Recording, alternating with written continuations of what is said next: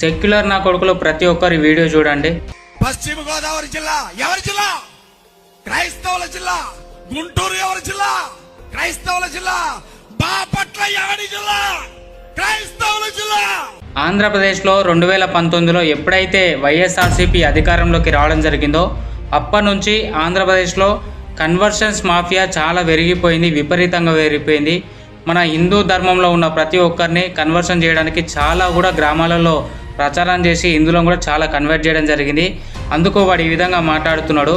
నాకు ఆంధ్రప్రదేశ్ నుంచి ఒక వ్యక్తి మెసేజ్ చేయడం జరిగింది. అన్న, మా గ్రామంలో చాలా డేస్ బ్యాక్ ఒక మసీదు మాత్రమే మా ఊర్లో ఉంటుండే, ఇప్పుడు 5 మసీదులు తయారైనాయి అన్న మా ఊళ్ళో. అలాగే మా ఊరి సరౌండింగ్స్లో చాలా కూడా ఖాళీ స్థలాలలో కూడా ఇప్పుడు మొత్తం చర్చులు కట్టేసుకురన్న. మా గ్రామంలో కూడా ఎక్కడ హిందూ టెంపుల్స్ అనేది కూడా చాలా వరకు డెవలప్గా లేవు. అలాగే మన హిందూ ధర్మంలో ఉన్న పెద్దవాళ్ళు కూడా వాళ్ళని ఏం అనలేకపోతురన్న. చాలా దారుణంగా ఉంది ఆంధ్రప్రదేశ్ సిచ్యువేషన్ అని చెప్పి మాట్లాడుండే.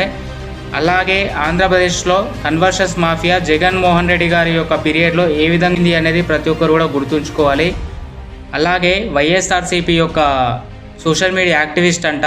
వీడు జగన్మోహన్ రెడ్డి గారి గురించి ఏ విధంగా అన్నాడో ఒకసారి వీడియో చూడండి.